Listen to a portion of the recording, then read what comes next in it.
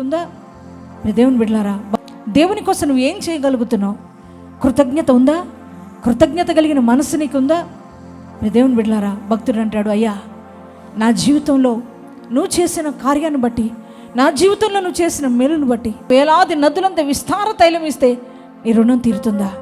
ఏడాది పొట్టేలను ఇచ్చిన నీ రుణం తీరుతుందా అయ్యా? కదా, నిజమే కదా. మరి ఈ రోజున ఎన్ని మేలులు, ఎన్ని ఉపకారాలు నీ జీవితంలో దేవుడు చేస్తూ వస్తున్నాడు. ప్రియ సహోదరి సహోదరుడా, మీరు ఆలోచించాలి. లక్షలు డాక్టర్కి పెట్టామే, మరి డాక్టర్ నన్ను నయం చేయలేకపోయాడే, కానీ దేవుడు నన్ను బాగు చేశాడు. ఆ దేవునికి నేనేమి ఇవ్వాలి? చూడ 10 మంది కుష్ఠరోగులు యేసయ్య దగ్గరకు వచ్చారంట. యేసయ్యని అడిగారు, అయ్యా మమ్మల్ని స్వస్థపరచు, మమ్మల్ని బాగు చేయి, ఊరు వెలివేసింది నన్ను, మమ్మల్ని అందరినీ కూడా అసహించుకున్నారు కుష్ఠరోగం ఉండడాన్ని బట్టి. అయిన వారు కన్నవారు, అయ్యా ఇదిగో తండ్రి, నా భార్య, నా భర్త అందరూ వదిలేశారు, అయ్యా ఇదిగో నా భార్య నన్ను వదిలేసింది, నా కుటుంబీకులు నన్ను వదిలేశారని ఆ 10 మంది కుష్ఠరోగులు యేసయ్య దగ్గరికి వచ్చి బాధపడుతున్నారు. అయ్యా నువ్వు కనికరించి మమ్మల్ని బాగు చేయమని అన్నప్పుడు, దేవుని పిల్లలారా, దేవుడు అన్నారు, యేసయ్య అన్నారు, మీరు వెళుతూ ఉండగానే మీ దేహాలు స్వస్థపరచబడతాయంటే, వారు వెళుతూ ఉండగానే మార్గ మధ్యంలోనే వారు హీల్ అయ్యారు. వారు వెళుతూ ఉన్నప్పుడు వారి దేహాలను చూసుకున్నారు, వారు స్వస్థత కలిగింది. దేవుని పిల్లలారా చూడండి, వారు సంతోషంతో గంతులేస్తూ, చూడు స్వస్థపరిచిన దేవుణ్ణి మర్చిపోయి ఎదుగు ఏ ఊరైతే వెళ్ళేసిందో, ఎవరైతే వారిని చూసి అసహ్యించుకున్నారో, ఎవరైతే వారిని అవమానపరిచారో వారిని కలుసుకోవడానికి, వారి దగ్గరికి వెళ్ళి వారు ఆనందించడానికి వారు తిరిగి వెళ్ళిపోయారు. చూడు ప్రియ దేవుని బిడ్డలారా, చూడు 9 మంది కూడా ఆ యొక్క లోకంలోకి వెళ్ళిపోయి ఉన్నారు, వారి బంధువుల మధ్యకి వెళ్ళిపోయినారు. ఒక్కరు కూడా యేసయ్య దగ్గర తిరిగి రాలేదు.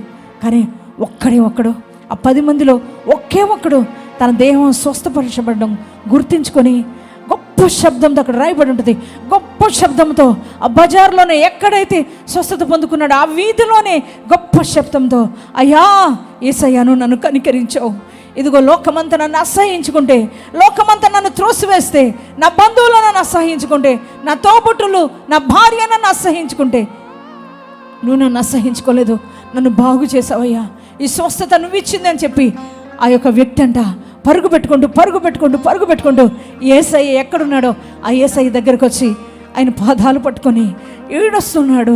ఆయనకు కృతజ్ఞత చెబుతున్నాడు. థ్యాంక్స్ అయ్యా, థ్యాంక్ యూ అయ్యా, నీకు కృతజ్ఞతలు అయ్యా. నిజమే, కుష్ఠరోగం అనేది ఎక్కడికి వెళ్ళినా, ఏ వైద్యుడి దగ్గరికి వెళ్ళినా బాగవుదయ్యా, కానీ నా దేహాన్ని, పాడైపోయిన నా దేహాన్ని, కుళ్ళిపోయిన ఈ కుష్ఠొచ్చి కుళ్ళిపోయిన నా దేహాన్ని నువ్వు బాగు చేసావయ్యా, నీకు కృతజ్ఞతలయ్యా, నీకు థ్యాంక్స్ అయ్యా అని యేసయ్యకు వారు కృతజ్ఞత చెప్పుకున్నాడు. యేసయ్య అన్నారు, ఏరి మరి వారు 9 మందికి స్వస్థత రాలేదా, వారెక్కడా అని అడిగారు ప్రభు. అంటే అర్థం ఏంటి? కృతజ్ఞత వారు చెప్పకుండా వెళ్ళిపోయారని దేవుడు బాధపడుతున్నారా? దేవుని బిడ్డలారా, కానీ ఆ ఒక్క వ్యక్తి మాత్రమే యేసయ్యని వెతుక్కుంటూ వచ్చి కృతజ్ఞత కలిగి వారి సాక్ష్యం, మరి దేవునికి ఎదుటికి వచ్చి థ్యాంక్స్ చెప్పుకున్నాడు. ఈరోజు ఎంతమంది ఉంటున్నారండి ఈ మనసుతో? బాగవుతున్నారు, వెళ్ళిపోతారు, మళ్ళీ కనపడరు. కానీ ప్రియ దేవుని పిల్లలారా, బాగుపడిన నువ్వు దేవుని కోసం ఏం చేయాలి?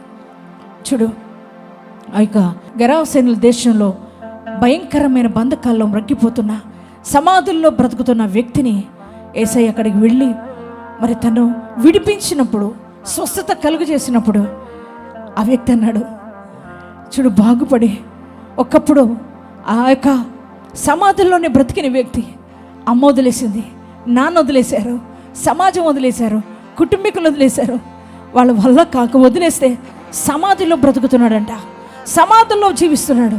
తన దేహాన్ని గాయపరుచుకుంటూ, భోజనం లేదు, చూడు వస్త్రాలు లేవు. దేవుని బిడ్డలారా, దేహం అంతా కూడా మరి రక్తశక్తం అయిపోయింది, జుట్టు పెరిగిపోయింది, పిచ్చోళ్ళగా అయిపోయి సమాధుల్లో తిరుగుతున్నాడు.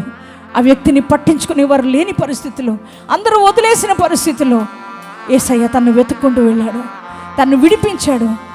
దేవుని బిడ్డలారా, ఆయనలో ఉన్న ఆ సేనా దయ్యాల నుంచి విడుదల కలుగు చేసినప్పుడు ఆ వ్యక్తి ఏం చేస్తున్నాడంటే వస్త్రాలు ధరించుకొని యేసయ్య పాదాల దగ్గర కూర్చున్నాడంట. యేసయ్య, నా జీవితాన్ని మార్చిన వాడివి, నా బ్రతుకును మార్చిన వాడివి, అసహ్యమైన జీవితం నాది అయ్యా, వస్త్రాలు కూడా పెరికేసుకున్నాను, నా దేహం అంతా రక్తశక్తమైంది, నన్ను కన్నవారు వదిలేశారయ్యా, ఊరు వారు వదిలేశారు, బంధువులు వదిలేశారు, సమాధుల్లో బ్రతికిన వ్యక్తిని అయ్యా నా జీవితాన్ని మార్చావు కదా, ఇదిగో నాయన నా బ్రతుకు నీ పాదాలకి అంకితమని యేసయ్య పాదాల దగ్గర కూర్చున్నప్పుడు యేసయ్య అన్నాడు, లేదు నాన్న నీ ఊరు దగ్గరికి వెళ్ళి ఇదిగో నీకు బంధువుల దగ్గరికి వెళ్ళి ఒకసారి నీ కూర్చి కన్నపరుచుకున్నప్పుడు ఆ యొక్క వ్యక్తి అంట ఊరిలోకి వెళ్ళాడు. ఊరిలోకి వెళ్ళిన వాడు మౌనంగా లేడు, కానీ ప్రియ దేవుని బిడ్డలారా ఆ ప్రాంతాల్లో చెబుతున్నాడు, దేవుని స్వార్థ నిలబడి చెబుతున్నాడు, ఇదిగో బిడ్డలారా, ఇదిగో అందరూ వినండి, నేను భయంకరమైన చీకటి శక్తులతో బంధించబడిన వ్యక్తిని, ఇదిగో నన్ను అందరూ కూడా వదిలేశారు, ఇదిగో దేహం మీద కూడా వస్త్రాలు కూడా పెరిగి వేసుకున్నాను, నా దేహం అంతా రక్తసిక్తం అయిపోయి నేనే గాయపరుచుకున్నాను, ఇదిగో అటువంటి నన్ను ఇదిగో ఊరు వదిలేసింది, సమాజం వదిలేసింది, కన్న తల్లిదండ్రులు వదిలేశారు, అటువంటి నేను సమాధిలో బ్రతుకుతున్నాగా, భయంకరమైన దురాత్మ చీకటి బంధకాల్లో బ్రతుకుతూ ఉండగా ఇదిగో యేసు నా దగ్గరకు వచ్చాడు, యేసు నన్ను కనికరించాడు, యేసు నన్ను ప్రేమించాడు, నా జీవితాన్ని మార్చాడు, నా బ్రతుకును మార్చాడు, ఇదిగో ఈ రోజున విలువలేని నా జీవితానికి విలువనిచ్చాడు, ఇదిగో ఎంతో భయంకరమైన స్థితిలోకి వెళ్ళిపోయిన నా జీవితానికి ఆయన విలువనిచ్చాడు. ఇదిగో బిడ్డలారా, మీరు ఆ యేసు వైపు తిరగండి, ఆ యేసును నమ్ముకోనండి, ఆ యేసు దగ్గరకు రండి అని అంట అందరికి కూడా స్వార్థ ప్రకటిస్తున్నాడు. దేవుని బిడ్డలారా, నువ్వేం చేస్తున్నావు? దేవుని ద్వారా మేలు పొందుకున్నావు, నువ్వేం చేయగలుగుతున్నావు? ఆయన కోసం నువ్వేం చేస్తున్నావు? మేలు పొందుకుంటా వెళ్ళిపోతున్నావు. ఇదిగో నిన్ను త్రోసివేసిన లోకానికి వైపు, నిన్ను ఏ కుటుంబాలు అయితే వదిలేసినాయో ఆ కుటుంబాల్లోకి వెళ్ళిపోయి మళ్ళా లోకానుసారమైన జీవితంలోకి వెళ్ళిపోయి ఈరోజు యేసును మరిచిపోయి జీవిస్తున్న వారు ఎందరో ఉన్నారు. ప్రియ సంగమా, ప్రియ దేవుని పిల్లలారా, నువ్వు అలా ఉండడానికి వీల్లేదు. దేవునికి కృతజ్ఞతగా కలిగి జీవించు. నీకు మేలు చేసిన జీవితంలో, నీ జీవితానికి ఒక అర్థాన్ని ఇచ్చిన దేవుని కోసం నువ్వు నిలబడి చివరి దినాల్లో, ఇక్కడ వరి దినాల్లో ఆయన కోసం జీవించు. ఇదిగో ఈ పరిచర్య ద్వారా మేలు పొందుకున్న నీవు ఈ పరిచర్యకు సహకరించడానికి ముందుకు రా. ఇదిగో నీలాంటి వారు ఎంతోమంది మరి బంధకాల్లో ఉన్నారు. ఆ వ్యక్తి అదే చెప్తున్నాడు, నాలాంటి బంధకాల్లో ఉన్నవారు మీరు భయపడవలసిన అవసరం లేదు, మీకు యేసు ఉన్నాడు, యేసు విడుదలిస్తాడు, యేసు రక్షణ ఇస్తాడు, యేసు మార్గాన్ని చూపుతాడు. ఇదిగో ఆయన వల్లనే విడుదల, ఆయన వల్లనే స్వస్థత, ఆయన వల్లనే రక్షణ, ఇదిగో నా బ్రతుకును మార్చాడు అని ఆయన ఆ యొక్క వ్యక్తి, స్వస్థపరచబడిన వ్యక్తి తెలియచేస్తున్నాడు. నువ్వేం చేస్తున్నావు? ప్రియ సంగమా, ప్రియ దేవుని పిల్లలారా, ఇక్కడ వరి దినాల్లో నువ్వు ఆలోచించు. ఏదో వచ్చి నామకార్థంగా సాక్ష్యం చెప్పి ఏదో ఒట్టి మాట చెప్పి వెళ్ళిపోవడం కాదు. నీ జీవితంలో ఎంత మేలు చేశాడు దేవుడు గుర్తుపెట్టవా? దానికి డబ్బులు ఇచ్చిన ఆయన రుణం నువ్వు తీర్చుకోవాలి. ఎందుకు నువ్వు ఏం చేయాలి? పరిచర్యకి సహకరించే వ్యక్తిగా నువ్వు మారాలి. ఒకసారి ఈరోజు నిన్ను ఒక్కసారి జ్ఞాపకం చేసుకో.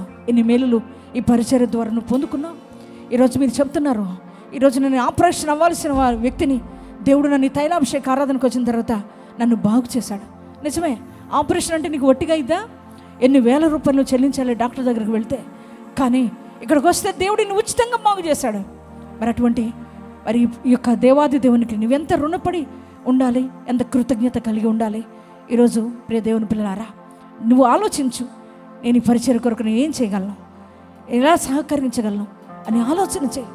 ఈరోజు నువ్వు ఎంతవరకు దేవునికి ఉపయోగపడగలవో ఆలోచించి నువ్వు ఏం చేయాలి? పరిచర్యకి సహకరించే వ్యక్తిగా నువ్వు మారాలి.